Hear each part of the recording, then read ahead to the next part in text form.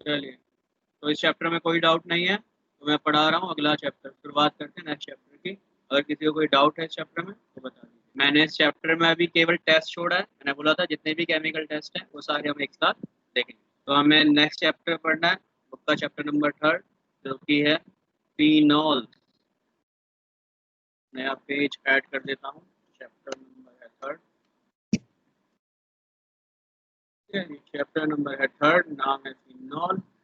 पहले मिला तो ये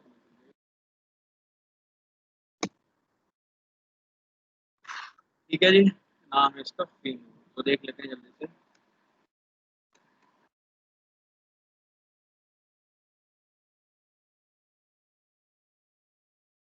भाई होमवर्क दिया था कुछ, एंड क्यों नहीं कर रहे हैं आप? पहले तो ये बता दो, मंडे तक का टाइम दिया तो मंडे को ही करोगे मतलब? कसम खा रखी कि भैया मंडे ही करेंगे।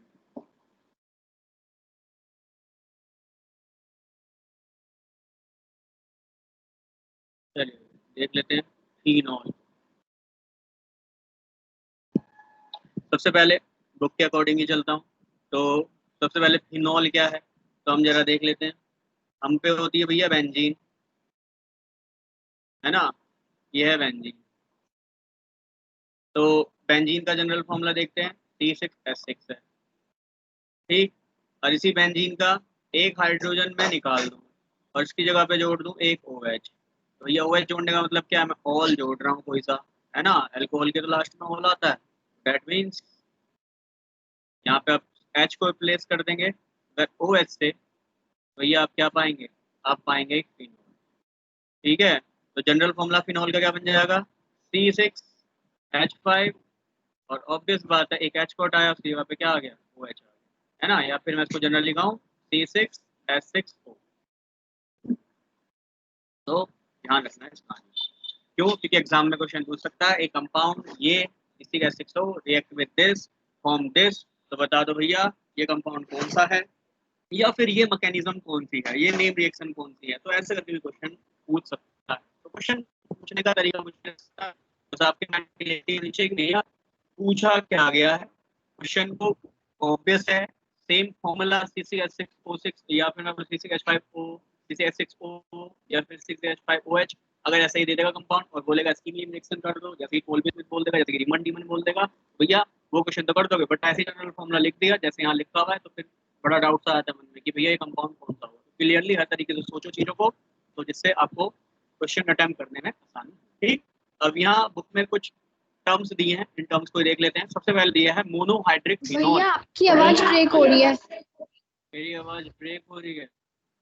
हाँ जी। सभी के लिए ब्रेक हो रही है क्या? क्योंकि भाई नेटवर्क तो मेरी तरफ से फुल आ रहे हैं, यहाँ से नेटवर्क दिक्कत नहीं है। अगर सभी को ब्रेक हो रही है तो बताओ भाई, मैं दोबारा रिफ्रेश करूँ? बोलिए भाई, जी भैया क्या हो सभी रही की है। आवाज कट रही है? जी भैया। आप तो सही जल्दी पहले हो गई। यहाँ से तो वैसे नेटवर्क में कोई इशू नहीं दिखा रहा है भाई।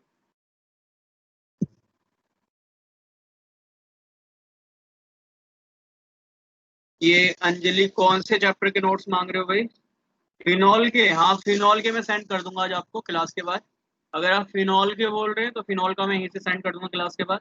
अगर अल्कोहल का बोल रहे हो तो अल्कोहल का मैंने कल ही शेयर करा था, ग्रुप में भी शेयर किया था। फिनॉल का मैं आज ही कर दूंगा क्लास के बाद। ठीक है, क्या मेरी आवाज अब भी ब्रेक हो रही है? बताइए जल्दी से पास, बोलो भाई, क्या मेरी आवाज जी अब भी भैया। ब्रेक हो रही है? अभी भी ब्रेक हो रही है?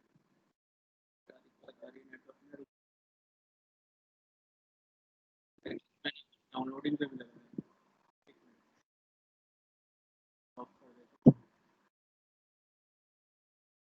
ये भी मैथ वाले बच्चे जल्दी आ जाओ।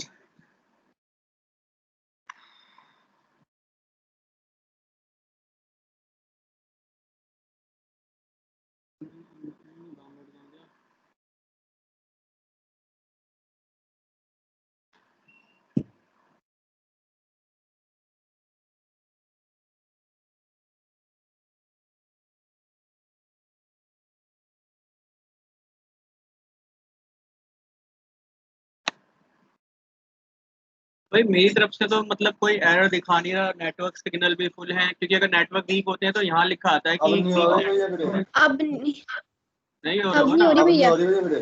अब नहीं हो रही ना, जी भैया। लास्ट कंटिन्यू, क्योंकि अगर लिखा आता है मेरी तरफ से दिक्कत होती है, या तो रेड साइन बना आता है यहाँ पे, या फिर यही लिखा आ जाता है साइड में कि बैड नेटवर्क है। ये 1 बाय 1 मत आओ भाई, जल्दी जल्दी सब ज्वाइन हो जाओ। चलिए देखते हैं। तो हम पढ़ रहे हैं फिनॉल, हमने देखा फिनॉल का बेसिक इंट्रोडक्शन, ठीक है जी। तो नमस्ते, देख लेते हैं सबसे पहले मोनोहाइड्रिक फिनॉल। मोनोहाइड्रिक, जैसे हमने वहां देखा था मोनोहाइड्रिक, मोनो का मतलब जिसमें केवल एक OH लगा हो, एक OH लगा हो। तो जैसे CCH6 हमारा बेंजीन, एक H को हटाया, अभी जस्ट एग्जांपल लिया था कि आपने एक H को रिप्लेस कर दिया OH से, तो यहाँ पे आपके आ गया बेंजीन के ऊपर OH, तो उसका नाम हो गया फिनॉल। जनरली इस चैप्टर का इंट्रोडक्शन यहाँ से मिल सकता है, ठीक। तो यहाँ पे हमने देखा ये फिनॉल जो है ये मोनोहाइड्रिक है, क्यों? क्योंकि इसके पास केवल एक OH है, केवल एक OH है, या फिर इसे हम एक और नाम से जान सकते हैं कार्बोलिक एसिड। तो याद रखना फिनॉल का एक और नाम कार्बोलिक एसिड, जैसा कि आपके बुक में दिया हुआ है। फिर इसके अलावा याद होगा पिछले साल हमने क्रिसॉल वगैरह बहुत सारे कंपाउंड ऐसे देखे थे। तो क्रिसॉल क्या होता है? क्रिसॉल होता है अगर फिनॉल पे मैं एक CH3 लगा दूं, उसी फिनॉल पे एक CH3 ग्रुप को इंट्रोड्यूस कर दूं, एक और H को हटा के CH3 ग्रुप को इंट्रोड्यूस कर दूं, तो उसका कॉमन नाम हो जाएगा क्रिसॉल। अगर मैं IUPAC देखूं या फिर इसका जनरल नाम IUPAC नाम के अकॉर्डिंग देखूं, उसका नाम हो जाएगा ऑर्थो मिथाइल फिनॉल। क्यों? क्योंकि OH की प्रेफरेंस देखो, ये बनाया तो ऐसे है, इस चीज से भी कंफ्यूज ना हो या करें। पता चला अब ये सोच रहे हो कि ये CH3 के ऑर्थो पे, जैसे बुक में ये बनाया गया कंपाउंड, बुक में कुछ ऐसा बनाया गया है कि यहाँ पे CH3 को लगाया गया है और यहाँ पे OH को लगाया गया है। अब सिंपल अंडरस्टैंडिंग से अगर आप सोच रहे होंगे तो भैया आपको लग रहा होगा ये ग्रुप है तो उसके ऑर्थो पे, आप पहले तो ये भी समझ लो, काफी बच्चे अभी इस भी डाउट में होंगे कि भैया ऑर्थो पैरा क्या होता है, तो उसको भी एक बार जल्दी से बता देता हूँ। आप सभी जानते हैं कि भैया अगर कोई ग्रुप बेंजीन पे लगा हुआ है, ग्रुप का इंट्रोडक्शन होना जरूरी है, ग्रुप होना जरूरी है। अगर कोई ग्रुप लगा हुआ है बेंजीन पे या ऐसे कोई रिंग सब्सटेंस पे, तो उसके ऑर्थो पे जो पहली पोजीशन होगी उसको ऑर्थो कहा जाएगा, उससे अगली वाली जो पोजीशन होगी वो मेटा कहा जाएगा। क्योंकि देख लो ऑर्थो क्यों कहा जा रहा है, क्योंकि ग्रुप से ऑब्वियस बात है सेम पोजीशन पे है, इसलिए ऑर्थो है। ऐसे ही सेम डिस्टेंस पे मेटा है और लास्ट वाला जो बचता है वो पैरा है। ये बेसिक आइडिया, बेसिक बातें आप सब जानते हैं, ठीक। इसके अलावा अगर मैं CH3 को देखूं तो मुझे ऐसा लग रहा है कि CH3 के ऑर्थो पे OH है, but it is the wrong statement. क्यों ये रॉन्ग स्टेटमेंट क्यों है? ये गलत इसलिए है क्योंकि सिंपल सा कंसेप्ट ये है, सिंपल सा कंसेप्ट ये है कि हमें प्राथमिकता देनी होती है, हमें प्रायोरिटीज देनी होती है, हमें प्रायोरिटीज देनी होती है, प्राथमिकता देनी होती है। अगर मैं प्रायोरिटी दूंगा तो प्रायोरिटी ऑर्डर मैं एक दिन अच्छे से पढ़ा भी दूंगा, या फिर मैं एक वीडियो प्रायोरिटी ऑर्डर का यहाँ डाल दूंगा, आप उसको देख सकते हैं, ठीक। तो यहाँ पे अगर मैं प्रायोरिटी की बात करूं तो फिनॉल की प्रायोरिटी, प्राथमिकता ज्यादा होती है CH3 से। तो जिसकी प्रायोरिटी ज्यादा होती है हम उसको ग्रुप मानते हैं। तो यहाँ पे ग्रुप कौन हो जाएगा? OH। तो मैं क्या कहूंगा कि OH के ऑर्थो पे, क्योंकि देखो भैया अब मैंने इसी ग्रुप को बस लेटा तो दिया, हल्का सा साइड में कर दिया, तो OH के ऑर्थो पे, तो OH ग्रुप हो गया, ग्रुप से पहली पोजीशन को कौन सी होगी? ऑर्थो। तो ये भी इसका ऑर्थो है, ये भी इसका ऑर्थो है। फिर ये कौन सी होंगी? ये वाली पोजीशन, ये इसका मेटा होगा, ये भी इसका मेटा होगा, और लास्ट जो बचती है वो कौन सी होती है? पैरा होती है। तो अब मुझे ये समझ में आ गया कि OH ग्रुप है और ग्रुप के ऑर्थो पे CH3 है, तो इसलिए इसका नाम क्या हो जाएगा? CH3 को हम कहते हैं मिथाइल, तो हो जाएगा ऑर्थो मिथाइल, और ऑब्वियस बात है बेंजीन पे OH को हम कहते हैं फिनॉल। तो इस तरीके से हमें नेमिंग करना है। बोलो समझ में आया कि नहीं? बोलिए भाई, समझ में आया कि नहीं? जी भैया। जी भैया। चलिए आगे देखते हैं। ऐसे ही डाइहाइड्रिक फिनॉल भी होते हैं। डाइहाइड्रिक फिनॉल क्या है कि भैया आपके पास बेंजीन है और बेंजीन पे 2 OH लगे हैं, है ना? तो बेंजीन पे 2 OH लगे होंगे तो हम कहेंगे डाइहाइड्रिक फिनॉल। तो ऐसे अगर OH ऑर्थो पे लगे, एक दूसरे के अगल बगल में लगे, ऑर्थो पे लगे हैं, तो हम कहते हैं कैथेकॉल। या फिर सिंपल सा डाइहाइड्रो, 2 OH है तो नाम क्या हो जाएगा? डाइहाइड्रोक्सी बेंजीन, और ऑर्थो पे लगा है तो ऑर्थो डाइहाइड्रोक्सी बेंजीन। तो दोनों तरीके से आपको नाम याद रखने हैं, और ये नाम याद रखना बहुत जरूरी है। क्यों? क्योंकि CCS में 2 नंबर में कई बार सिंपल क्वेश्चन भी बना के दे देता है कि भैया बता दो कैथेकॉल का क्या फॉर्मूला है, रेसोर्सिनॉल का फॉर्मूला क्या है। तो याद रखना अगर वही OH ऑर्थो की जगह मेटा पे आ जाए तो उसे हम कहेंगे क्या? रेसोर्सिनॉल, है ना, या फिर मेटा डाइहाइड्रोक्सी बेंजीन। फिर ऐसे ही अगर ये OH एक दूसरे के अपोजिट हो जाए, दैट मींस पैरा पे आ जाए, तो उसका नाम हो जाता है क्विनोल। क्या नाम हो जाता है? क्विनोल, या फिर पैरा डाइहाइड्रोक्सी बेंजीन। बोलिए भाई, क्या यहाँ तक किसी को कोई दिक्कत है नेमिंग वगैरह में? बोलो भाई जल्दी से। ये जस्ट इंट्रोडक्शन है, इसलिए मैं बुक से ही समझा रहा हूँ, क्योंकि इसमें कुछ इतना खास है नहीं, समझाने वाली कोई इतनी खास बात है नहीं। ऐसे ही ट्राईहाइड्रिक फिनॉल, तो ऐसे होंगे जिसपे 3 OH ग्रुप लगे होंगे, 3 OH ग्रुप लगे होंगे। अगर 3 OH एक दूसरे के एडजेसेंट पे लगे हैं बेंजीन में, भाई एक ही बार में क्यों ज्वाइन नहीं कर रहे? चलो, अगर तीनों OH एक दूसरे के एडजेसेंट पोजीशन पे लगे हुए हैं तो हम कहते हैं पायरोगैलोल, इट इज कॉल्ड पायरोगैलोल। अगर ये अल्टरनेट पे लगे एक को छोड़कर एक, तो उसका नाम हो जाता है फ्लोरोग्लिसिनॉल। ये ध्यान रखना, दो सेम पोजीशन पे और एक पैरा पे मतलब अपोजिट हो जाए तो हम कहेंगे हाइड्रोक्सीक्विनोल। तो ध्यान देना इस बात को। और वैसे भी देखो, अभी हमने देखा था ऊपर कि क्विनोल क्या है, जब दो OH अपोजिट में लगे हैं मतलब पैरा पे लगे हैं तो उसको हम कहते हैं क्विनोल। और किसी भी OH के ऑर्थो पे, मतलब चाहे पैरा वाले के ऑर्थो पे देख लो चाहे इस वाले के ऑर्थो पे देख लो, अगर ऑर्थो पे एक और OH लगा दिया तो सिंपल सा नाम हो जाएगा हाइड्रोक्सीक्विनोल। क्योंकि देखो, अगर इस वाले OH को मैं सोच लूं ये यहाँ से हट गया तो ये तो है क्विनोल, और जैसे इस पे OH को लगा दिया तो उसका नाम हो जाएगा हाइड्रोक्सीक्विनोल। बोलो भाई, क्या नेमिंग सभी के समझ में आया? बोलिए भाई जल्दी से, क्या नेमिंग सभी के समझ में आया? जी कुछ भैया। और नेमिंग का कंसेप्ट समझ लेते हैं यहाँ पे जो इस चैप्टर में चाहिए। वैसे तो देखो नेमिंग भैया चलता ही रहेगा जब तक कंपाउंड है, जब तक नेमिंग चलता रहेगा, पर इस चैप्टर में मुझे कुछ नेमिंग का और ध्यान रखना पड़ सकता है, तो उसको भी जरा ध्यान दे लेते हैं। जैसे बुक में अगला ही टॉपिक दिया है, अगला ही पॉइंट दिया है, उसको भी देख लेते हैं। कितना आपको पता होना चाहिए, पहले भी बता चुका हूँ कि बेंजीन पे अगर कोई CH2 ग्रुप को इंट्रोड्यूस करते हैं और उसको कोई भी ग्रुप लगा हो बात की बात है, पर बेंजीन पे अगर ऐसे CH2 ग्रुप लगा हो तो भैया इसका नाम, इसका कॉमन नेम बनेगा बेंजाइल। क्या बनेगा? बेंजाइल। सेम ऐसे ही, वैसे इस चैप्टर में ये वाला तो नहीं यूज में आएगा बट इसको भी देख लेते हैं। अगर ऐसे ही बेंजीन पे C double bond O group है और आगे उसके कोई भी ग्रुप अगर लगा हुआ है तो उसको हम कहते हैं बेंजोइल। क्या कहेंगे? बेंजोइल। तो इन चीजों को हमें याद रखना, ठीक है जी। पर इस चैप्टर में बेंजाइल का बहुत यूज होगा। कैसे होगा कि भैया कहीं रिएक्शन में दिया होगा आपको कि इसको बना दो, और कहीं रिएक्शन में दिया होगा कि भैया इसकी रिएक्शन करके दिखा दो। तो यहाँ पे बेंजाइल पे मैंने क्या लगा दिया? OH, तो उसका नाम क्या हो जाएगा? Benzyl alcohol. Benzyl alcohol. अब क्वेश्चन ये है कि ये कैसा एल्कोहल है? Mono, di, tri? बोलो, कैसा एल्कोहल है? Mono mono. मोनो है भैया। मोनो, सिंपल सा कंसेप्ट, इट इज मोनोहाइड्रेट। तो ये है सिंपल सी कहानी, फिनोल। ठीक है जी। तो ये है फिनोल का जस्ट इंट्रोडक्शन जो कि आपको समझना है।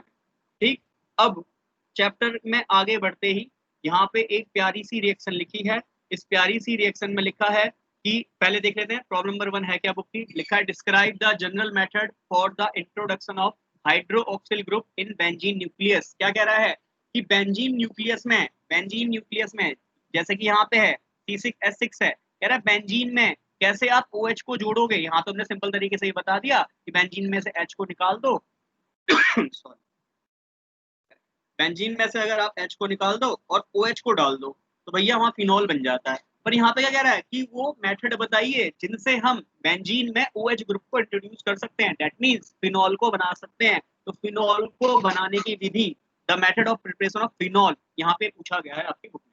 ठीक, तो आते हैं बुक में। सबसे पहले लिखा है फ्रॉम एनिलीन। तो एनिलीन क्या होता है पता होना चाहिए क्लियरली कि बेंजीन पे अगर NH2 ग्रुप लगा है, बेंजीन में अगर NH2 ग्रुप लगा है, इट इज कॉल्ड एनिलीन। तो देखिए यहाँ पे क्या बनाया है, एनिलीन एज ए रिएक्टेंट लिया है और लास्ट में रिएक्शन करके फिनोल बनाया गया। दैट मींस एनिलीन के NH2 को रिप्लेस करके किसमें कन्वर्ट कर दिया? OH में। तो हमने क्या देखा, बेंजीन में OH ग्रुप का इंट्रोडक्शन कर दिया है ना। तो यहाँ पे क्या मिल गया? फिनोल आपको मिल गया। अब सबसे पहले ये बुक की जो सबसे पहली रिएक्शन है, ये सबसे ज्यादा इंपॉर्टेंट रिएक्शन है।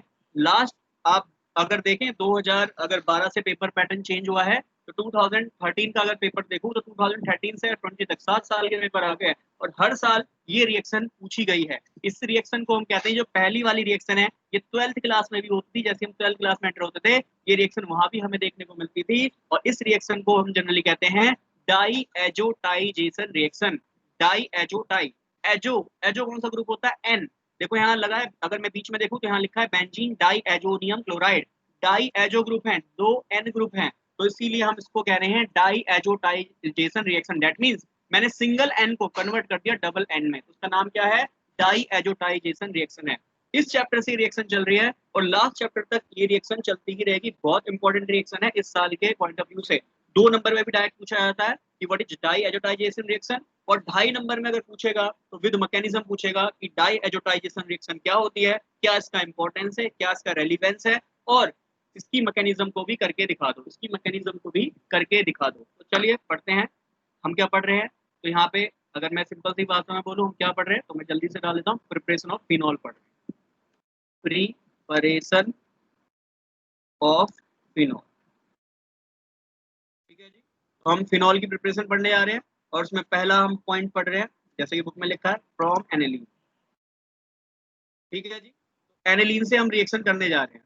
तो बुक में रिएक्शन क्या दी है आपको, एनिलीन दिया है। अब क्लियर होना चाहिए दिमाग में आपके कि भैया एनिलीन क्या होता है। तो आप सभी को पता है कि बेंजीन के ऊपर मैं NH2 ग्रुप को इंट्रोड्यूस कर दूं, इट इज कॉल्ड एनिलीन।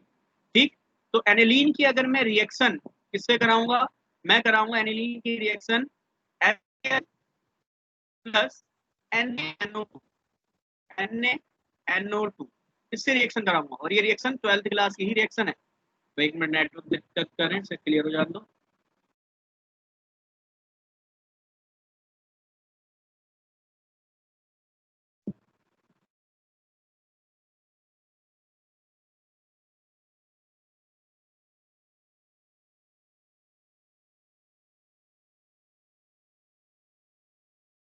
हाँ जी, तो बेंजीन की रिएक्शन हम किससे कर रहे हैं, HCl plus NaNO2, HCl plus NaNO2 से रिएक्शन कर रहा हूँ। टेम्परेचर रख रहा हूँ 0 से 5 डिग्री सेल्सियस, और इस रिएक्शन को हम कह रहे हैं, यहाँ पे मैं नाम लिख देता हूँ, very important reaction, it is called diazotization reaction. तो ध्यान में, it is called diazotization reaction. ठीक है जी, तो ये डाई एजोटाइजेशन रिएक्शन है, वेरी इंपॉर्टेंट है। तो बेंजीन को, जब एनिलीन को मैं कन्वर्ट कर रहा हूँ, यहाँ नाम लिख देता हूँ। भाई पहले तो एक बार रिएक्शन भी दिमाग में बैठ जाए, वही बहुत बड़ी बात है। और जब मुझे रिएक्शन करने के बाद प्रोडक्ट मिला, इसका नाम होता है बेंजीन डाई एजोनियम, क्योंकि दो हैं एजो ग्रुप, एजो किसको कहते हैं, आपके एन वाले ग्रुप को कहते हैं, तो दो है तो इसलिए डाई एजो। और इस पे कैसा चार्ज है, प्लस चार्ज है, तो याद होगा प्लस चार्ज के लास्ट में क्या लगाया था, ईएम। तो एन पे प्लस चार्ज है, कैसे आया अभी मैकेनिज्म कराऊंगा तब बताऊंगा कैसे आया। ठीक, तो बेंजीन डाई एजोनियम, ईएम क्यों, क्योंकि इस पे प्लस चार्ज है, और इस पे क्या लगा है, Cl माइनस, और Cl माइनस को हम कहते हैं क्लोराइड। तो नाम क्या हो जाएगा, बेंजीन, इस पे लगा है एजोनियम ग्रुप, तो दो एजोनियम लगे हैं, डाई एजोनियम, और उस पे प्लस चार्ज ईएम लगाया है, और लास्ट में क्या लगा, Cl पे माइनस, दैट मींस क्लोराइड। ठीक, और इस रिएक्शन का मल्टीपर्पज यूज है, मल्टीपर्पज यूज कैसे, याद होगा हमने पढ़ी थी sand mayor reaction, sand mayor reaction पढ़ते थे हम सैंड मेयर रिएक्शन में क्या पढ़ते थे, हम सैंड मेयर में पढ़ते थे कि अगर मैं इस बेंजीन डाइजीनियम क्लोराइड में CuCl डाल दूं और HCl डाल दूं, CuCl और HCl डाल दूं, तो जिसका मैं कंपाउंड डाल रहा हूँ, जिसका मैं Cl डाल रहा हूँ, वही Cl मुझे यहाँ पे मिल जाएगा। तो हमने जो पढ़ा था 12वीं क्लास में, एरीन्स, हेलो एरीन्स वाला chapter, hello alkenes hello arenes वाला जो चैप्टर पढ़ा था, उसमें ये सबसे पहले यही रिएक्शन दी हुई थी, सैंड मेयर रिएक्शन। आपको बेंजीन डाइजीनियम क्लोराइड दिया था, और यहाँ पे CuCl HCl दिया था, तो वहाँ पे क्लोरोबेंजीन आपको मिल गया था। ऐसे में यहाँ पे CuBr और HBr अगर डाल दूं, तो आपको क्या मिल जाएगा, ब्रोमोबेंजीन मिल जाएगा, ब्रोमोबेंजीन मिल जाएगा, ब्रोमोबेंजीन मिल जाएगा। ऐसे ही मैं यहाँ पे CuCN, Cu2, CN2 डाल दूं, और इसमें HCN डाल दूं, तो देखो कितनी प्यारी रिएक्शन है। बस कॉपर सॉल्ट लेना है उसका, और हेलोजन हाइड्रोजन सॉल्ट लेना है उसका, तो आपको बस बेंजीन के ऊपर वो ग्रुप लिखा हुआ मिलेगा। तो कितनी प्यारी रिएक्शन है। तो सबसे पहले डाइजोटाइजेशन कितनी प्यारी रिएक्शन है कि उसको ऐसे एक सॉल्ट में बना देगा, और वो सॉल्ट जैसे ही इन कॉपर सॉल्ट और हाइड्रोजन सॉल्ट से रिएक्ट करेगा, तो वही हेलोजन कंपाउंड उसकी टाट पे लगा हुआ आपको मिलेगा।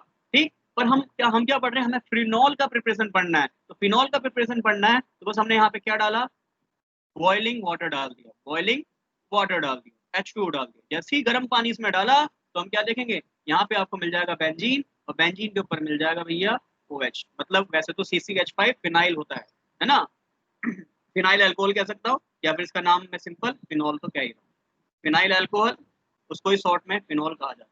फिनाइल अल्कोहल क्यों कह रहा हूँ, जरा ध्यान देना, हमने यहाँ फॉर्मूला क्या लिखा था, हमने यहाँ फॉर्मूला लिखा है C6H5, तो याद रखना जरा, C6H6 आपका बेंजीन है, और जैसे ही आप H को हटाते हो तो बन जाता है C6H5, और C6H5 को हम कहते हैं फिनाइल, क्या कहते हैं, फिनाइल। और हमने इस पे क्या लगा दिया, एल्कोहल लगा दिया, तो उसका नाम क्या बन जाएगा, फिनाइल एल्कोहल। देखो नाम क्या बना, फिनाइल एल्कोहल, ये भी बातें ध्यान रख सकते हो। और फिनाइल अल्कोहल इतना बड़ा नाम न रख के इसका शॉर्ट छोटा नाम क्या बना दिया, इसका छोटा नाम बना दिया फिनॉल। बोलो भाई, इतनी बात समझ में आई कि नहीं? बोलिए भैया। तो ये सैंडमेयर रिएक्शन इतनी है, और ये क्या है, बॉइलिंग वाटर डाल के आपने क्या बना दिया, फिनॉल। तो भैया बुक की रिएक्शन तो ये चल रही है नीचे को, बट मैंने आपको ये बता दिया कि बेंजीन डाइजीनियम क्लोराइड का क्या यूज है। तो देख सकते हो सैंडमेयर रिएक्शन जो पड़ी थी उसमें बहुत अच्छा यूज है इसका। बोलिए भाई, इतनी बात क्या सभी के समझ में आई? जी बता भैया। दो भैया जल्दी से। हाँ जी जी, भैया। जी भैया। चलो अब देखते हैं जरा इसकी मैकेनिज्म, क्रिया विधि देख लेते हैं कैसे ये रिएक्शन हुई है। ठीक। और भैया जिनके नहीं समझ में आ रहा है, मैं अब भी कहूंगा बता दो, क्योंकि बाद में बड़ी दिक्कत आती है कि भैया हमें तो समझ में ही नहीं आया, क्लास इतनी ले ली और पता ही नहीं चला। भैया वो सब कहना सुनना मुझे भी बहुत बुरा लगता है कि भैया इतने दिन से क्लास में बैठा था और लास्ट में ये कह के चला। प्लीज नहीं आ रहा है तो आप अपने डाउट पूछिए। अगर ऑब्वियस है रिकॉर्डेड वीडियो भी आपको मिल रही है, आप इनको दोबारा देखें। नहीं जब भी समझ में आता है तो प्लीज अपने डाउट जरूर पूछिए। क्लास में शर्म आती है तो शाम को 7 बजे के बाद में फ्री हो जाता हूँ, 7 से 8 एक घंटा में फ्री होता हूँ, उस टाइम पे भी आप अपनी डाउट्स पूछ सकते हैं। ठीक। चलिए करते हैं इस रिएक्शन को। सबसे पहले आपको इस रिएक्शन में जो HCl दिया है, HCl दिया है, इसकी रिएक्शन आप NaNO2 से कराइए, NaNO2 से कराइए।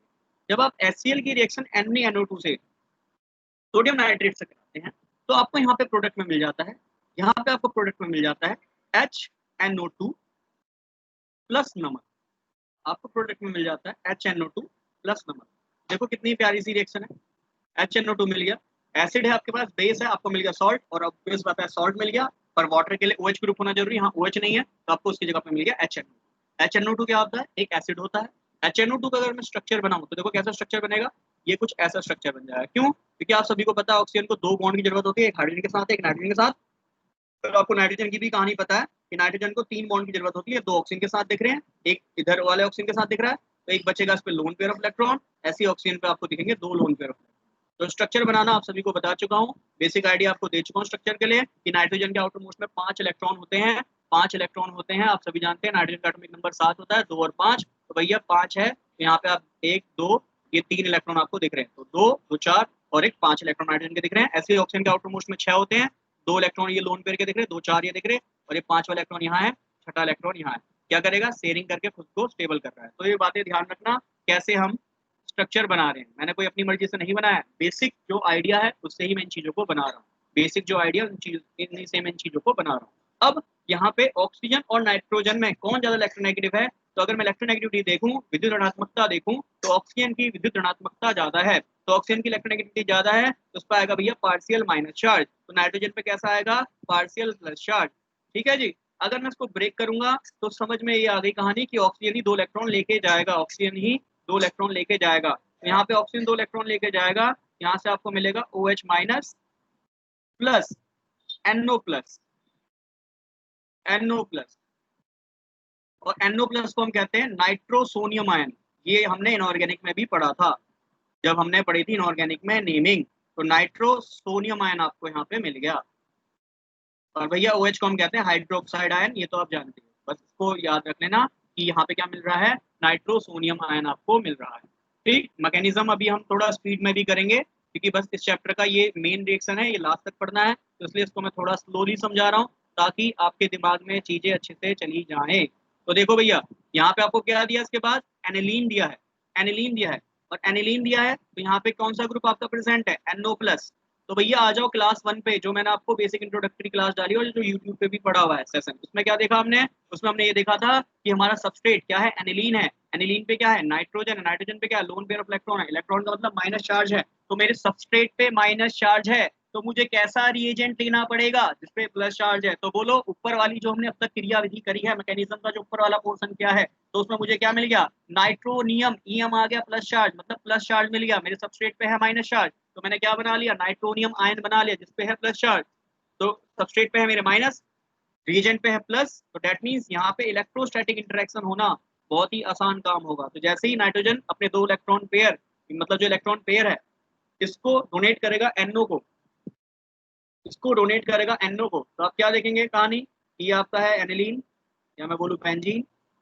ठीक। ये जुड़ रहा है N के साथ, और N पे क्या है, 2 हाइड्रोजन है, बना लीजिए। फिर आगे वाला N है, इसको 2 इलेक्ट्रॉन दिए, 2 इलेक्ट्रॉन देने के बाद क्या बन गया, बॉन्ड बन गया इस पे। तो नाइट्रोजन के देखो 3 बॉन्ड पूरे हो गए, नाइट्रोजन पे 2 इलेक्ट्रॉन लेते ही 3 बॉन्ड पूरे हो गए, तो नाइट्रोजन का प्लस चार्ज खत्म। बट इस वाले नाइट्रोजन अपना लोन पेयर दिया है तो उस पर कैसा चार्ज आएगा, इस पर आएगा प्लस चार्ज। ठीक, अब इसके बाद यहाँ पे क्या है, OH माइनस है, उसका भी यूज कर सकते हो, नहीं तो यहाँ पे रीअरेंजमेंट करते हुए चल सकते हो। कैसा रीअरेंजमेंट करोगे, कहानी को देखो।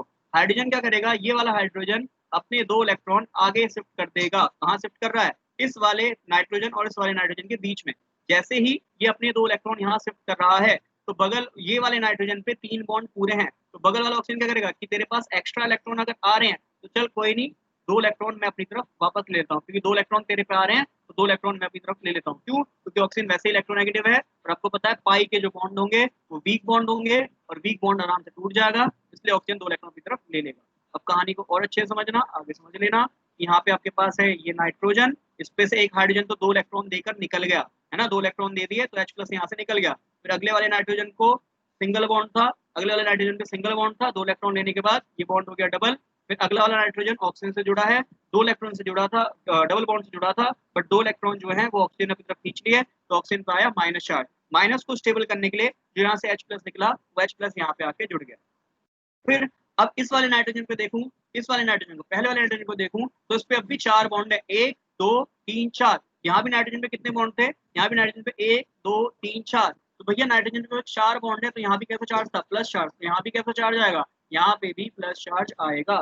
भाई कहानी एक और समझ में आती है कि नाइट्रोजन के पास 3 बॉन्ड होते हैं। अगर किसी को कोई डाउट होता है मन में तो ऐसे क्लियर कर सकते हो कि नाइट्रोजन के पास 3 बॉन्ड होते हैं। अगर 3 बॉन्ड से ज्यादा बॉन्ड बनाएगा, 4 बॉन्ड बनाएगा, तो 4 बॉन्ड कब बना सकता है, जब वो अपना इलेक्ट्रॉन पेयर को देगा, जब अपने लोन पेयर को वो देगा, जब अपने लोन पेयर को डोनेट करेगा। तो ऑब्वियस बात है नाइट्रोजन पे जब भी प्लस चार्ज आएगा, मतलब जब भी 4 बॉन्ड होंगे तो उस पर हमेशा प्लस चार्ज आएगा। मैं बोलूँ नाइट्रोजन पे अगर कभी भी प्लस चार्ज आएगा तो उसके पास 4 बॉन्ड होंगे ही होंगे। और देख लो यहाँ पे दोनों ही केस में नाइट्रोजन के पास आपको 4 ही बॉन्ड दिख रहे हैं। फिर अगला एक और रीअरेंजमेंट हो सकता है, क्या हो सकता है कि हाइड्रोजन अपने 2 इलेक्ट्रॉन फिर से इस वाले नाइट्रोजन को दे जाए। तो इस वाले नाइट्रोजन पे देखो 1 2 3, 3 बॉन्ड पूरे हैं, एक इधर दिख रहा है बॉन्ड में, एक इधर दिख रहा है बॉन्ड में, एक इधर OH के साथ दिख रहा है, 3 बॉन्ड पूरे हैं। पर जैसे ही 2 इलेक्ट्रॉन मिलेंगे तो बगल वाला OH क्या कहेगा, चल मैं तेरे 2 इलेक्ट्रॉन लेके निकल जाता हूँ। क्यों, क्योंकि तेरे पास एक्स्ट्रा इलेक्ट्रॉन आ रहे हैं, तेरे 3 बॉन्ड से ज्यादा बॉन्ड हो रहे हैं। ठीक, तो ऐसा केस जैसे ही होगा, यहाँ से क्या निकला, यहाँ से हाइड्रोजन अपने 2 इलेक्ट्रॉन दे रहा है तो यहाँ से निकला H प्लस, और यहाँ से OH 2 इलेक्ट्रॉन लेके निकल रहा है, यहाँ से निकल गया OH माइनस, और यहाँ से क्या निकल गया, मतलब H2, क्या निकल गया H2, वाटर मॉलिक्यूल यहाँ से लीव आउट हो गया। फिर आगे आपको क्या मिलेगा, ये है आपका बेंजीन। ठीक है जी, यहाँ पे है एक नाइट्रोजन, ये वाला नाइट्रोजन अगले वाले नाइट्रोजन के साथ बना रहा है ट्रिपल बॉन्ड। क्यों, क्योंकि देखो 2 बॉन्ड थे, 2 इलेक्ट्रॉन और मिलने के बाद बॉन्ड कैसा होगा, ट्रिपल। अब भी देखो इस वाले नाइट्रोजन को, उस पर 4 बॉन्ड है, एक बॉन्ड ये रहा, 1 2 3, 3 बॉन्ड ये रहे, टोटल 4 बॉन्ड है, 4 बॉन्ड है तो उस पर कैसा चार्ज आएगा, प्लस चार्ज आएगा। बोलो भाई इतनी बात सभी के समझ में आई कि नहीं, इसके बाद आगे रिएक्शन तब पढ़ाऊंगा जब सभी बताएंगे कि इतनी बात समझ में आई कि नहीं। फास्ट बताइए भाई जल्दी से, या बोलो भाई किसी को डाउट ये है, यार सभी के समझ आ गया। जी भैया। अब आगे देख लेते हैं। तो भैया ये नाइट्रोजन पे माइनस है, यहाँ पे ये नाइट्रोजन पे माइनस है, ऊपर देखो NaCl है, NaCl है। अगर मैं NaCl को देखूं, इसको अगर मैं ब्रेक करूं, NaCl को अगर मैं ब्रेक कर दूं तो ये टूट जाएगा Na plus plus Cl minus, plus Cl minus. ठीक है जी, और Na प्लस Cl माइनस में टूटा और ऊपर से यहाँ बच रहा है OH माइनस। तो ये वाला Na क्या करेगा, इस वाले OH के साथ कंबाइन हो जाएगा और यहाँ पे मिल जाएगा आपको NaOH। और जो ये Cl माइनस बचा, ये Cl माइनस क्या करेगा, इस प्लस चार्ज को स्टेबल करने के लिए बस से इंटरेक्शन से यहाँ पे आके जुड़ जाएगा। तो देखो आपको पहला वाला कंपाउंड मिल गया, बेंजीन डायजोनियम क्लोराइड। तो बेंजीन डायजोनियम क्लोराइड आपको मिल गया, देख लो भैया यही था बेंजीन डायजोनियम क्लोराइड, जिसपे नाइट्रोजन पे प्लस था और उसके साथ प्लस को स्टेबल करने के लिए Cl माइनस वहाँ इंटरेक्शन से जुड़ा हुआ था।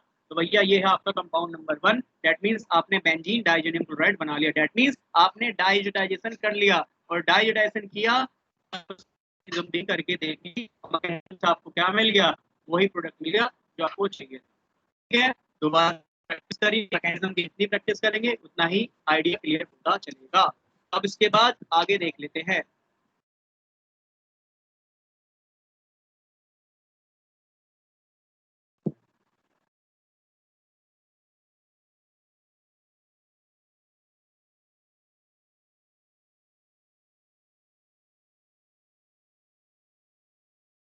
वाकई ये लॉकडाउन के बाद बहुत दिक्कतें हो गई हैं, ना नेट सही चल रहा, नेट में बहुत इश्यूज आते हैं, मुझे नहीं सभी को, डाटा बहुत बेकार चल रहा है, बहुत सर्विस डाउन हो चुकी है। अगर इंटरनेट सर्विस देखूंगा तो बेकार हो गई है, साथ में जो बैंकिंग सर्विस है वो भी बहुत बेकार होगी। एटीएम वगैरह पे जाऊँ तो एटीएम भी नहीं चल रहे हैं। तो भैया बुरा ही हाल कर दिया कोरोना, दिक्कतें बहुत ज्यादा कर दी। खैर, तो यहाँ पे अब आपके पास अगले स्टेप में क्या है, बॉइलिंग वाटर है।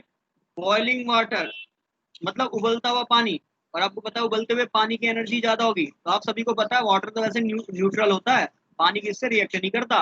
बट यहाँ पे आप क्या डाल रहे हो, बॉइलिंग वाटर डाल रहे हो। बॉइलिंग वाटर दैट मीन्स उस पानी के साथ में बनाया था हीट, ये स्लैश डाल के हीट लिख रहा हूँ, मतलब पानी को आप बॉइल कर रहे हो भाई, बॉइलिंग वाटर डाल रहे हो, हाई एनर्जी का पानी है। तो हाई एनर्जी का अगर पानी है तो क्या करेगा, ये सीधा अटैक करेगा इस कार्बन सेंटर पे। क्यों अटैक करेगा, क्योंकि भैया देखो इस कार्बन सेंटर पे अटैक करेगा, इसको थोड़ा गोले को अच्छे से बना देता हूँ ताकि चीजें अच्छे से क्लियर हो।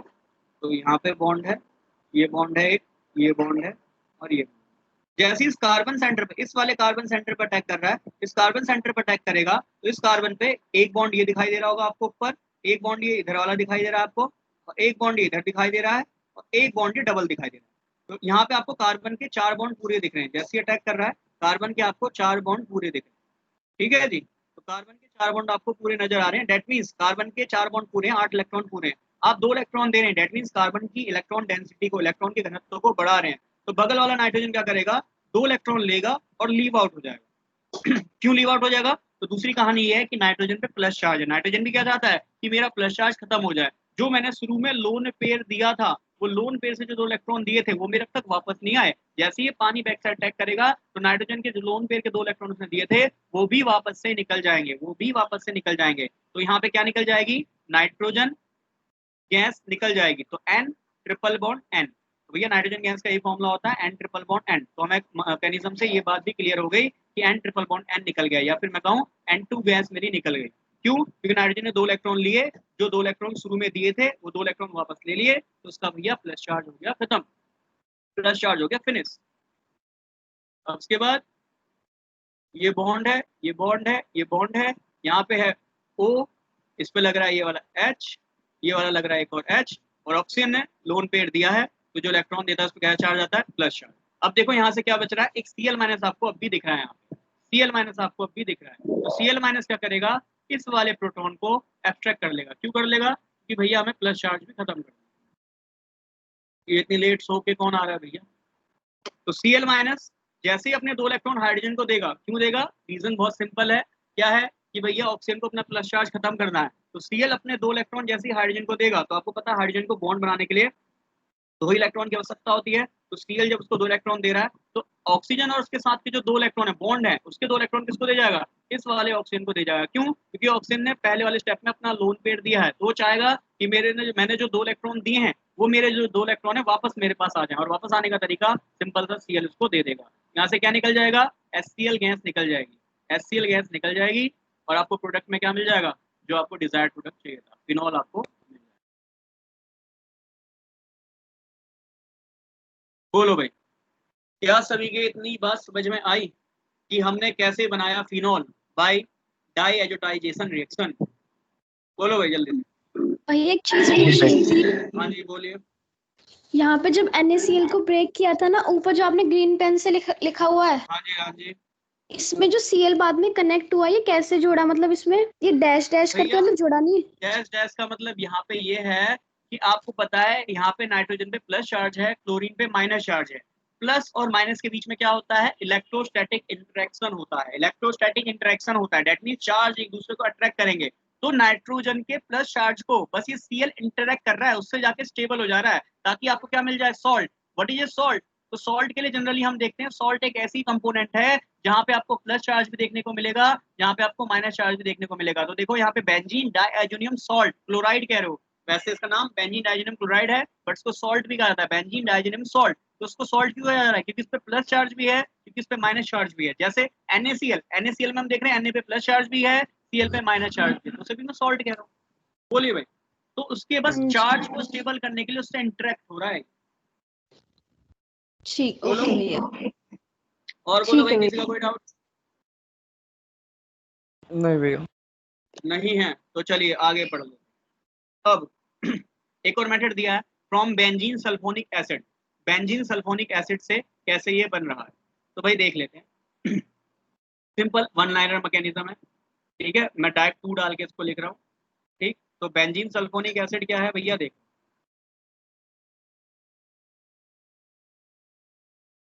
वैसे बेंजीन सल्फोनिक एसिड ये होता है, हमने याद होगा मैंने जो फर्स्ट क्लास में पढ़ाया था उसमें मैंने शायद सल्फोनेशन ही करके दिखाया है, तो वहाँ पे मैंने बनाया भी था बेंजीन सल्फोनिक एसिड, है ना। तो ये है बेंजीन सल्फोनिक एसिड, इसकी रिएक्शन में कर दूंगा NaOH के साथ,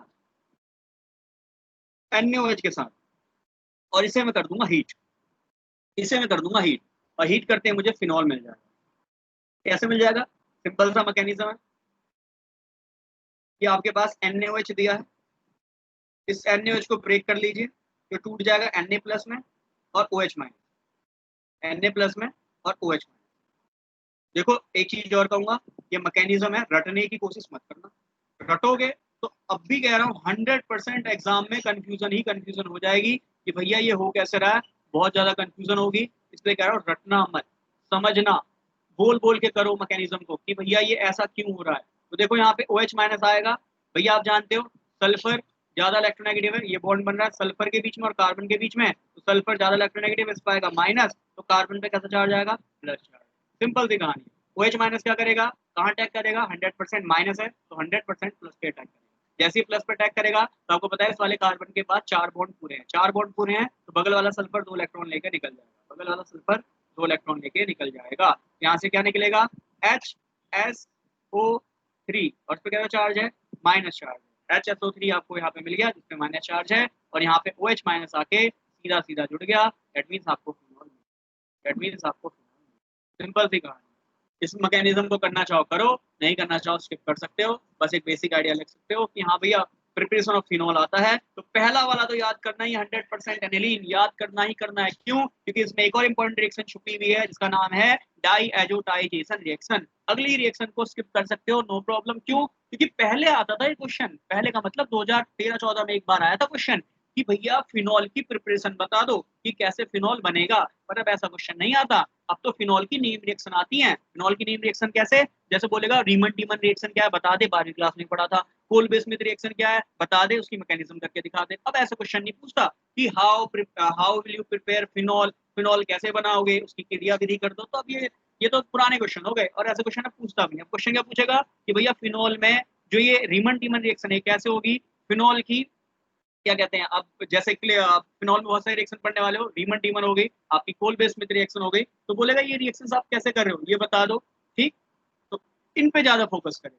अब इसके अलावा एक और दिया है फ्रॉम ग्रिग्नार्ड रिएजेंट, अगर ग्रिग्नार्ड रिएजेंट को देखूं तो ग्रिग्नार्ड रिएजेंट वाला पोर्शन तो हम पढ़ चुके हैं शुरू की क्लासेस में, तो देख लेते हैं जल्दी से ग्रिग्नार्ड रिएजेंट से कैसे बनता है। तो यहाँ पे मैं जो ग्रिग्नार्ड रिएजेंट लूंगा, वैसे ग्रिग्नार्ड रिएजेंट आप सभी जानते हैं जनरल फॉर्मूला होता है RMgx, जनरल फॉर्मूला होता है RMgx, तो देखो ये भी आपका RMgx दिख रहा है, RMgx जनरल फॉर्मूला होता है, R की जगह पे कौन है, R की जगह पे आपका ये फिनाइल ग्रुप है, तो उसका नाम क्या हो जाएगा, फिनाइल, मैंने अभी बताया था CCH5 इज कॉल्ड फिनाइल, ये फिनाइल हो जाएगा,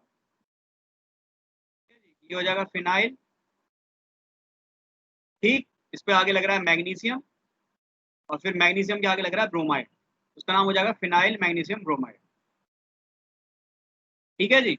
इसकी बस रिएक्शन करनी है ऑक्सीजन मॉलिक्यूल से, ऑक्सीजन मॉलिक्यूल से जैसे रिएक्शन करोगे, याद होगा मैं शुरू की क्लास में ये रिएक्शन बता भी चुका हूँ, ये रिएक्शन बता भी चुका हूँ कि जब भी मैं ऑक्सीडेशन करूंगा ग्रिग्नार्ड रिएजेंट का, ऑक्सीकरण करूंगा जब भी ग्रिग्नार्ड रिएजेंट का, तो याद रखना जो ऑक्सीजन मॉलिक्यूल होगा वो हमेशा उस मैग्नीशियम और इस कार्बन के बीच में आकर जुड़ जाएगा, मैग्नीशियम और कार्बन के बीच में आकर ऑक्सीजन जुड़ जाएगा, दैट मीन्स यहाँ पे आपको क्या मिलेगा, यहाँ फिनाइल, इस पे लगा हुआ मिल जाएगा O, और इस O पे लगा होगा Mg, और इस Mg पे लगा होगा Br।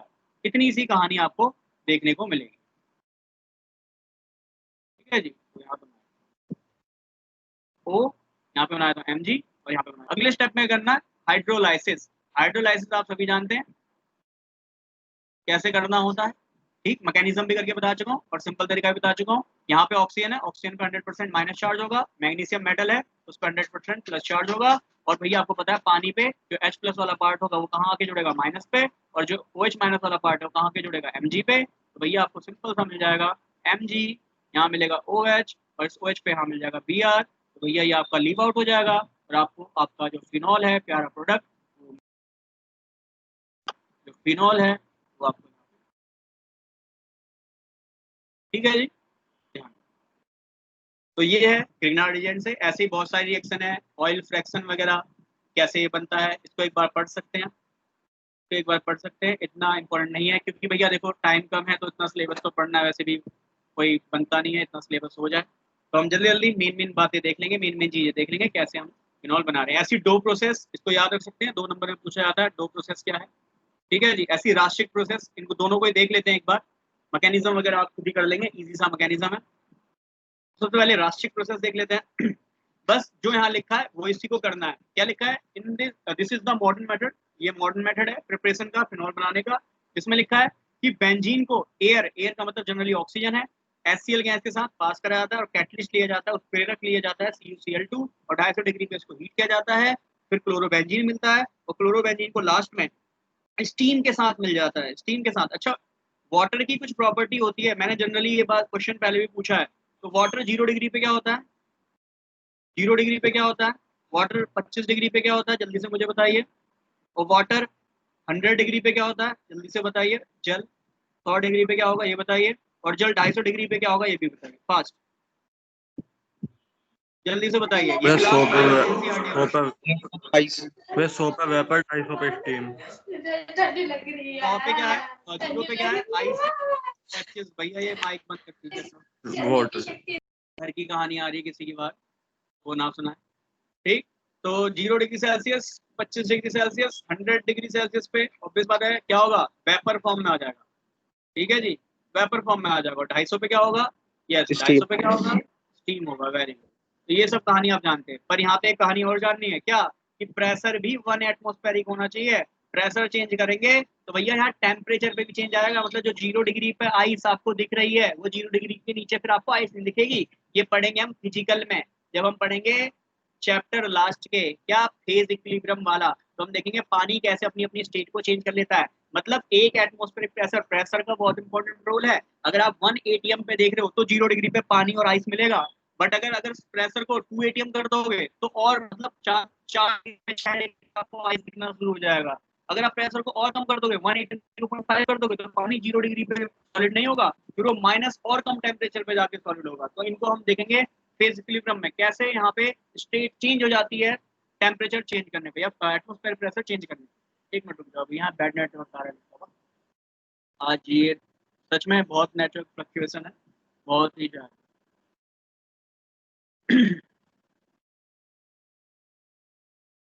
कुछ अपडेट तो नहीं, आई थिंक अब आवाज क्लियर होगी। तो यहाँ पे कहानी ध्यान देना, तो यहाँ क्या लिखा है देखो, द क्लोरोबेंजीन टू ऑब्टेन, जो आपको क्लोरोबेंजीन मिला है उसको क्या करना है, ट्रीट करना है स्टीम के साथ। तो भैया आपको पता है स्टीम तो 250 डिग्री पे मिल जाती है, और ये कितना है 425 डिग्री है, मतलब यहाँ पे तो पानी 100% स्टीम होगा ही होगा। And when phenol is obtain, तो क्या कर रखा है, इसको स्टीम के साथ हीट कर लिया लास्ट में और आपको फिनॉल मिल जाएगा। कैसे मिल जाएगा, जरा ये रिएक्शन यहाँ पे दे रखी है, देखो क्या दे रखा है, बेंजीन, बेंजीन की रिएक्शन किससे करानी है, HCl से, किसकी प्रेजेंस में, एयर, एयर का मतलब जनरली ऑक्सीजन होता है। फिर इसमें क्या डालेंगे, कैटलिस्ट, उत्प्रेरक, क्या डालेंगे, CuCl2, टेम्परेचर कितना डालूंगा 250 डिग्री सेल्सियस, तो मेरे को क्या मिल जाएगा, क्लोरोबेंजीन प्लस जल। जैसे क्लोरोबेंजीन प्लस जल मिला, उसकी रिएक्शन फर्दर, उसी की रिएक्शन जो क्लोरोबेंजीन प्लस जल मिला, इसकी रिएक्शन सिलिकॉन डाइऑक्साइड की प्रेजेंस में 425 डिग्री सेल्सियस पे कर रहा हूँ, तो मतलब पानी को एज ए स्टीम रिएक्शन कर रहा हूँ, तो मुझे फिनॉल मिल गया प्लस HCl मिल गया। तो इसको हम कहेंगे राशिक प्रोसेस। तो उसको क्या नोट्स में लिखना है, यस लिखना है। 2 नंबर में डायरेक्ट पूछता है कि व्हाट इज राशिक प्रोसेस, तो भैया राशिक प्रोसेस क्या होता है, अब यही याद में नहीं आया कहाँ पढ़ा था, तो भैया बड़ी दिक्कत है, इसलिए अपने नोट्स में राशिक प्रोसेस लिख लेना। अब ये तो सिंपल सी रिएक्शन है, इसको याद रख सकते हो, इसमें कोई मैकेनिज्म वगैरह का इतना रूल नहीं है, ना ही राशिक का मैकेनिज्म आपसे पूछेगा, ठीक। अगला पढ़ते हैं डोज प्रोसेस। क्या होता है डोज प्रोसेस, तो देख लेते हैं। क्लोरोबेंजीन को 10% caustic soda solution, what is caustic soda, NaOH। भाई ये बाहर जा जाके अंदर मत आओ, बार बार डिस्टर्ब होता है, ठीक।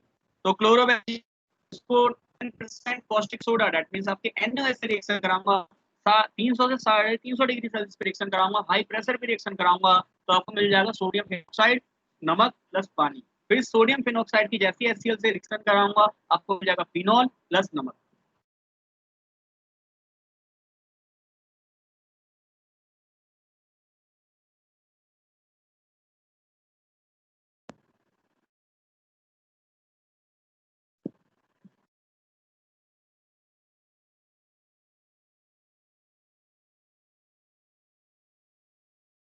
भैया क्या दिक्कत आ गई नेटवर्क में आज। फिनॉल प्लस नमक आपको मिल चलेगा। अगला है वेरी इंपॉर्टेंट, वैसे अगले की भी मैकेनिज्म करना चाहे कर सकते हैं। फ्रॉम क्यूमीन, क्यूमीन क्या होता है जल्दी से देखते हैं। ये है आपका क्यूमीन, C6H5 पे CH और 2 CH3 ग्रुप लगे हैं। मैं बना के दिखा देता हूँ क्या है आपका क्यूमीन। तो यहाँ पे लिख देता हूँ फ्रॉम क्यूमीन, जो भी पॉइंट था ये पॉइंट नंबर डाल लेना, आई थिंक 5th पॉइंट था। तो यहाँ पे लिखा है फ्रॉम क्यूमीन। क्या है क्यूमीन?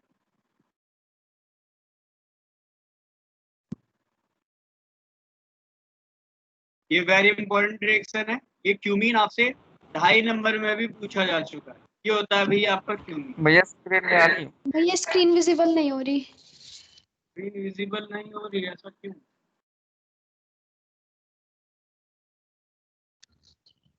लास्ट स्क्रीन कौन सी चल रही है भैया? आज तो नेटवर्क प्रॉब्लम वाकई होता है। भैया ये सब पॉजिटिव गुलाब आ दिखा रहे रहा हैं। है। अब भी नहीं हो रही है क्या? नहीं हो रही। नहीं हो रही भैया। अब हो रही है? नहीं हो रही अभी भी। नहीं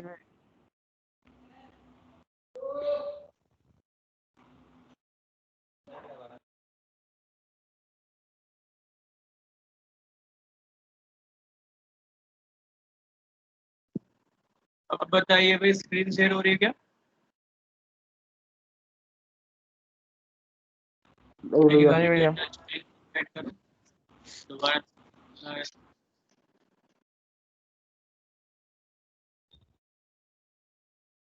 बता देना भाई जब स्लो हो रही हो तो। दोबारा से स्क्रीन चला दी।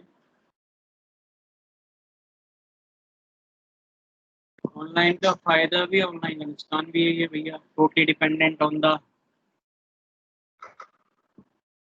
Digital platform data and various thing, है ना, इन सब पे डिपेंडेंट हो जाता है। बोलो भाई, अब भी सो नहीं हो रही क्या? नहीं भैया। नहीं भैया ब्लैंक आ रही है।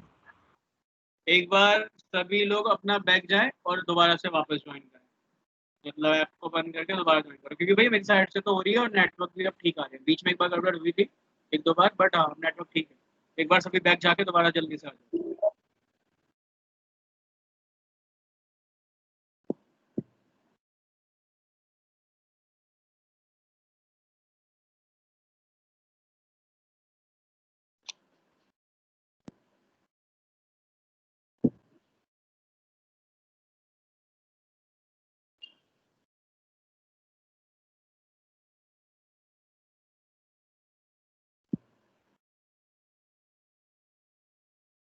बोलो भाई, अब भी स्क्रीन शो हो रही है कि नहीं? नहीं भैया अभी भी नहीं हो रही है। अभी भी नहीं हो रही भैया। ब्लैक है। ब्लैंक है। अच्छा, लास्ट कहाँ तक शो हुआ है? 2 प्रोसेस तक सभी को स्क्रीन दिखी है? कोई बात नहीं, मंडे को क्लास कर लेंगे, हाँ। इसमें कुछ दिक्कत नहीं होगी। 2 प्रोसेस तक सभी को हो गया क्लियर? जी जी भैया। भैया। चलो ठीक है, तो आज की क्लास यहीं तक रख लेते हैं। नहीं हो रहा है सो तो भाई मैं भी कुछ नहीं कर सकता इसमें, है ना, totally dependent on the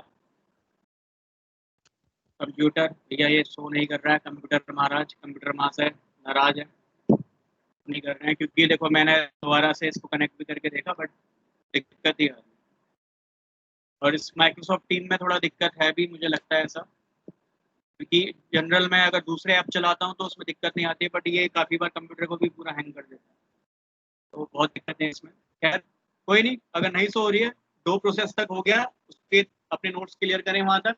last chapter का भी याद होगा, अगर जो क्लास में नहीं थे कल वो ने भी देखा होगा कि भैया लास्ट चैप्टर में जो ग्लिसरॉल है वो भी हमने देखा था। ग्लिसरॉल में कुछ बेसिक कहानियां देख ली थी कि भाई ग्लिसरॉल में जो कुछ जो मैकेनिज्म है वो जस्ट लाइक ग्लाइकोल है, ग्लाइकोल की ही तरह हुआ है। तो वहां से मैंने बोला था उसको भी कंप्लीट कर लेना, वो मैकेनिज्म वगैरह का जो पोर्शन है वो कंप्लीट कर लेना। जो भी डाउट्स हैं वो अपने मंडे तक ले आना, मैंने मंडे तक वैसे दिया था टाइम, तो मंडे तक अपना काम कर लेना सभी। ठीक, अब क्लास आपकी होगी भी मंडे को ही, मंडे टू थर्सडे आपकी क्लास चलेंगी 4 दिन। तो अब जो क्लास होगी नेक्स्ट वो मंडे को ही होगी। एक संडे को एक और वीडियो डालूंगा, संडे को जो वीडियो डालूंगा वो होगी स्पेक्ट्रोस्कोपी पे, तो उसको अगर अभी देखना चाहो अभी देख सकते हो, नहीं तो जब स्पेक्ट्रोस्कोपी आपको पढ़ाऊंगा तब वो वीडियो आपके काम के आएगी। क्योंकि जस्ट इंट्रोडक्शन जो होगा स्पेक्ट्रोस्कोपी का वो आपको वहां से मिल जाएगा। तो जस्ट वो अगर मैं बोलूँ स्पेक्ट्रोस्कोपी वाला जो पोर्शन है वो थर्ड ईयर के लिए भी इंपॉर्टेंट है और सेकंड ईयर के लिए इंपॉर्टेंट है। क्यों? क्योंकि दोनों के ही टॉपिक में स्पेक्ट्रोस्कोपी वर्ड दिया हो। ठीक है जी, चलिए बाकी आज की क्लास को इतना ही रखता हूँ। मिलते हैं अगली क्लास मंडे को। Bye bye and take care. नमस्ते नमस्ते भैया। भैया।